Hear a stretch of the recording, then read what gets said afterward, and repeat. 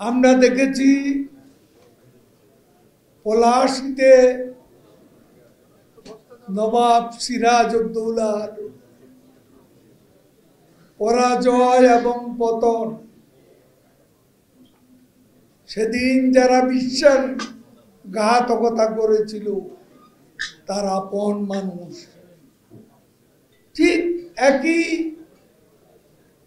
চিত্র ৭৫-এর ১৫ই আগস্ট বাংলাদেশে সে পলাশী ষড়যন্ত্রে পুনরাবৃত্তি ঘটেছিল। সেদিন যে হত্যাকাণ্ড, সেই বিশ্বাসঘাতকতা খন্দকার মুস্তাকের সঙ্গে সেনাপতি জিয়াউর রহমান ছিল সেই ঘটনার মাস্টার মাইন্ড। ইতিহাসের এই অমোঘ সত্য অস্বীকার করার কোনো কারণ। আমরা যখন এই সত্যকে সত্য বলে জানব, তখনই আমরা অনেক বিষয়ে আমাদের বিভ্রান্তি থেকে বেরিয়ে আসা সম্ভব। কারা মুখচ্ছবিকে ঢেকেছিল মুখোশ বলে, জিয়াউর রহমান সেরকম একজন ভণ্ড মুখোশধারী মুক্তিযোদ্ধা। এই মানুষগুলোকে কি, এটা আমাদের জানতে হবে।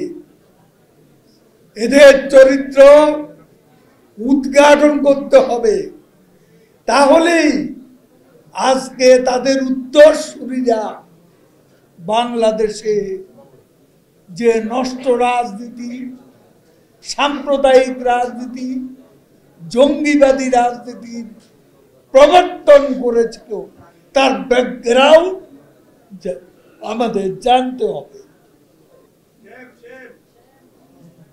এই নারকীয় তাণ্ডবের সাথে আজকে আমাদের লড়তে হচ্ছে, একসাথে লড়তে হবে, একসাথে। মান অভিমান সব ভুলে যেতে হবে।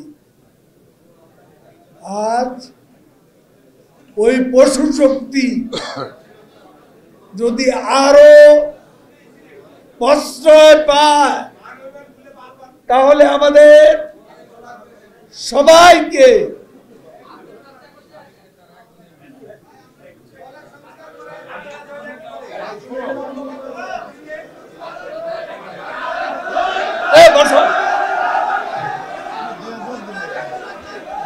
এগুলোকে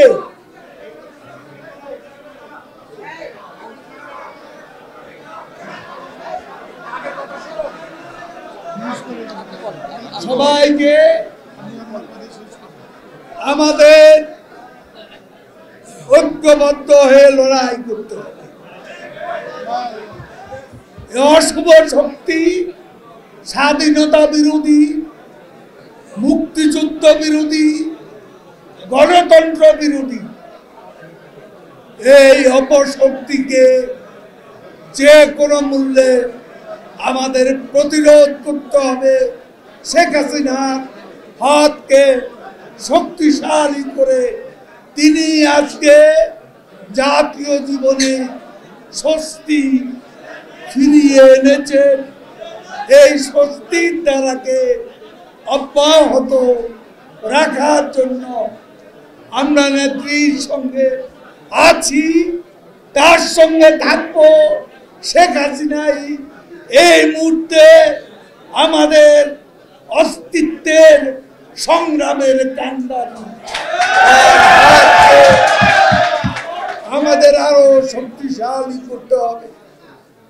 আমি আজকে আমাদের নেতৃবৃন্দ এখানে আছেন, তারা দায়িত্বে আছেন, কিন্তু সাবেক ছাত্র নেতাদের অনেককেই আমরা অ্যাকোমোডেট করতে পারিনি।